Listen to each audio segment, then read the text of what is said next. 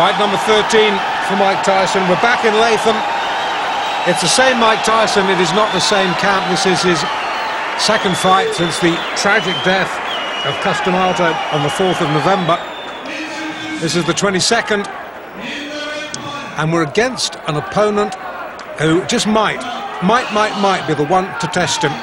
In all Tyson's early fights, well, in his latter fights anyway, I've said that we really need to see a better class of opponent.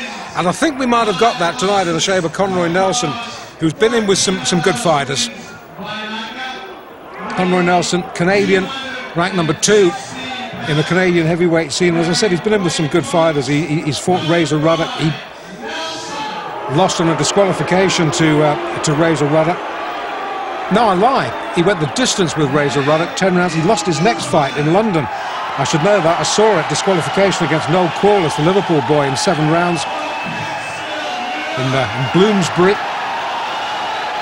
But he's been in, as I say, with some decent opposition. He's fought for the Canadian title against Trevor Berbick. Berbick stiffed him in 2.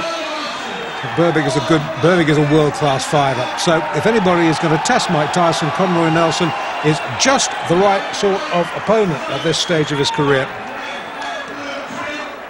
The cornerman you might have seen wearing the ring jacket of former world light heavyweight champion Matthew Saad Mohammed from a few years back. Tyson just looks awesome, doesn't he? This, as I say, fight number 13 of the previous 12. 9 have been won inside a round. In fact, I was there when he was stretched by Don Halpin, 4 rounds in his 3rd fight. So here we go then, round 1. Both boys in white. Tyson with the red trim, and Nelson with the black. Nelson, as I say, will has to use his height and reach to just keep Tyson at bay. Try and draw the sting for the first 2 or 3 rounds, because we know how dangerous Tyson can be early on. And Nelson on his bike early. Guard held high, peekaboo style. Don't want to let it drop. And Nelson can hit. Tyson needs to be a little bit careful this fight. He's been able to get away with liberties in 1 or 2 of his early fights because he has known his opponents cannot hurt him. This is not the case in this fight. If Nelson gets an opening, Nelson can bing one in. Touchdown briefly there, thanks to body shots.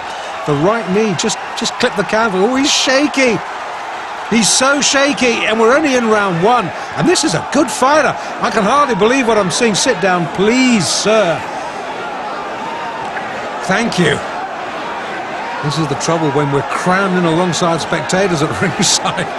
Somebody gets excited and stands up in front of the camera. We can't see. More importantly, you can't see. Tyson can see. Tyson likes what he's seeing. Well, while our vision was momentarily obscured, Nelson seems to have recovered a little bit of equilibrium. In fact, he comes back with a short chopping ride of his own there, gets through, but he's covering up very, very tightly now. If he was under any illusions just how good a puncher Mike Tyson was, those illusions will have been sorely shattered. Tyson just falling centimetres short with that big arcing right. Referee just letting him get on with it. Just a little word. Don't keep it too close, boys.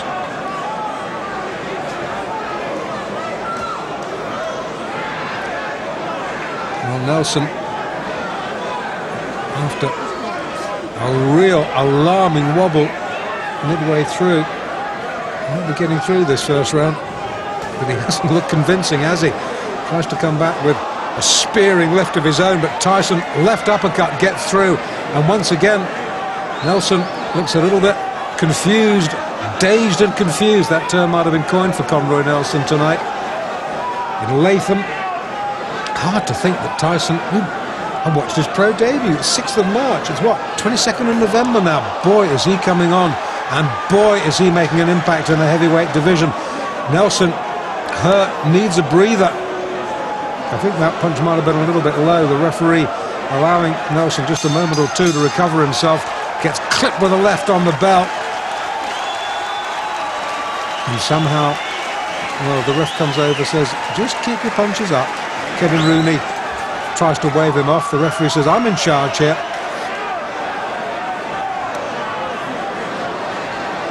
Okay, we're in the second. And once again, it's all Tyson. And Nelson, who was in deep trouble, is in deeper trouble as the left hook, which is fast becoming a Tyson trademark, sends him down. The gum shield has been spat out. Nelson says, that's it, thank you very much. I think discretion, the better part of valor there. Conroy Nelson spat the gum shield out, walked back to his corner. Well, fight number 13, unlucky 13, I don't think so. 13 fights, 13 wins. At least Nelson got him into the second round. Tyson now observing the post-fight niceties. I thought Conroy Nelson, well, in fact, I wasn't the only one who thought Conroy Nelson would stretch him, and he did, into round 2. Took Tyson all of 3 minutes and 30 seconds to dispose of the second-ranked Canadian heavyweight, Conroy Nelson. Now, the only reason Conroy didn't get himself a one-way ticket to Lucasville in the first round is that he spent most of his time covering up, while Tyson delivered one wicked body shot after another. I mean, you could hear those punches clear out to the parking lot. I couldn't figure out whether Nelson was there to fight or to give a lesson in survival tactics. Anyway, Tyson finally got to him in the second, setting him up with a sweet overhand right, then taking him out with a vicious left hand. Referee counted him out at 30 seconds of the round. Very good fighter, experienced fighter, within good fighters. But a friend of mine from Canada called Davey Hilton was telling me about him and about the clutch he tried the whole time. But he surprised me because he wasn't trying to hold, he was fighting. I'm going to tell you something. I think he was here to pick up a paycheck. The first round, all he did was cover up. Well, maybe he was a little leery about the puncher power. But again, that's you saying because you're not fighting. He took some good shots, but anybody else, they would have quit. Yeah, that right left was devastating. Thank you very much, sir. So now Mike Tyson is 13-0, all of his victories coming by knockout, and no bout has gone past the 4th round. So you got to wonder, when's the KO kid going to move up in class? If everything goes the way it's been going, I'd put Mike in the ring in about June or July against somebody in the top 10. But you must remember, once you break into the top 10, you can't go backwards.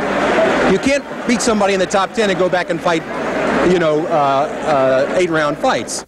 Jim, nobody's looking for Mike to go backwards. No, the sooner he moves against some real class, the better. I mean, this kid doesn't come to box, he comes to terminate.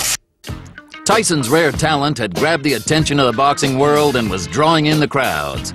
Yet at this stage, not one of his fights had been televised nationally across the U.S. More of Mike's early fights coming up in the next Tyson Raw and Uncut. Mike Tyson! I believe he will be the youngest heavyweight champion of all time.